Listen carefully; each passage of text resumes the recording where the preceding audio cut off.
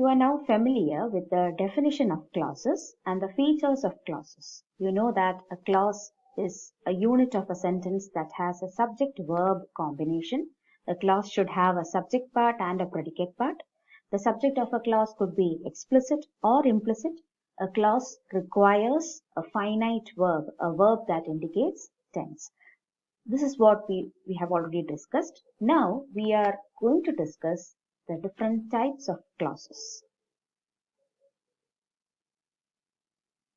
So this is a classification which we have already seen, that is the classification of clauses into independent clauses and dependent or subordinate clauses. We have already discussed that classification once, but let's take a look in detail into that classification. So the first type is independent clauses or principal clauses.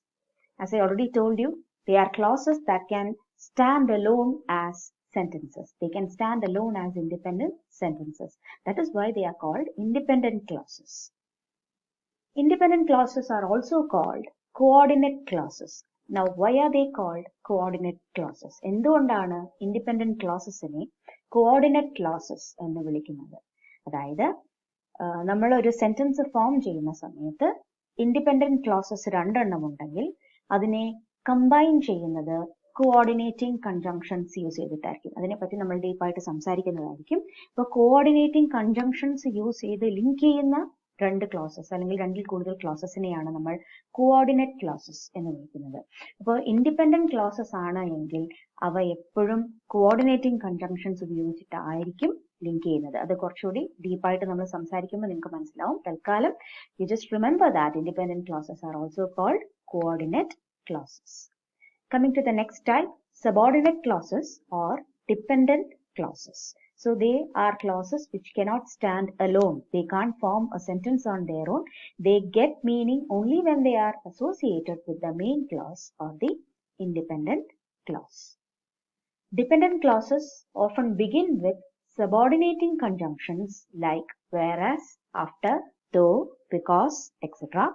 or relative pronouns like which, who, that, etc. So, എപ്പോഴും ഒരു dependent ക്ലോസിന്റെ തുടക്കം എന്ന് പറയുന്നത് it could be a subordinating conjunction like whereas, after, though and the like, or relative pronouns like which, who, that, etc. So, when we take examples, you will see this in more detail. Now, there are certain questions to be answered here. This is a practice activity from your textbook. Identify the principal and subordinate clauses in the following sentences. So the principal clause is the main clause or the independent clause, and the subordinate clause, you know, it is the dependent clause. So let's look at the questions. The first question, they sat under a tree after they had walked a very long distance. If you take a look, it's very clear that it has two clauses. The two clauses are they sat under a tree and after they had walked a long distance. So it is very obvious. The one that can stand alone is the first part. They sat under a tree. The subordinate clauses after they had walked a very long distance. Coming to the second question, I do not agree with what you said. So the two parts are I do not agree. The second part, with what you said. So once again, the independent clause is I do not agree, and the dependent clause is with what you said. Third question, Sumi wanted to give me a gift before I left for London. So here the two parts could be split like this. Sumi wanted to give me a gift is the first part. Before I left for London is the second part. So Sumi wanted to give me a gift is the independent clause, and before I left for London is the dependent clause. Coming to the fourth question, I first met them in Thrissur where I lived as a child. I first met them in Thrissur where I lived as a child. So the two parts are I first met them in Thrissur and where I lived as a child. It's very clear. I first met them in Thrissur is the independent clause. Where I lived as a child is the dependent clause. Fifth question, after she picks me up from school, mother will take me to watch a movie. So the two parts could be split like this. After she picks me up from school is one part. Mother will take me to watch a movie is the second part. But unlike the questions we have answered so far, the independent clause is mother will take me to watch a movie. That is the clause that can stand alone as a sentence. And the dependent clause is given first after she picks me up from school. So you should not think that the first one, the first clause of a sentence is the independent clause and the second one is the dependent clause. It need not be like that. It can be in any order. You just need to check whether a clause can stand as an independent sentence or not. That is what you need to check. Coming to the sixth question, the old man was generous in helping people who were victims of the catastrophic flood. It's a long sentence. Two parts are, the old man was generous in helping people. The second part is, who were victims of the catastrophic flood. So the independent clause is, the old man was generous in helping people. And the dependent clause or the subordinate clauses, who were victims of the catastrophic flood. Coming to the seventh question, the students stood up when the teacher walked into the classroom. It can be split into two parts. The students stood up is one part.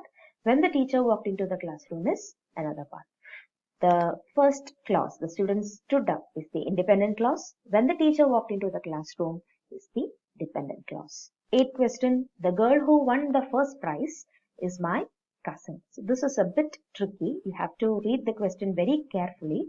The girl who won the first prize is my cousin. This is how you have to read it. So let's take a closer look.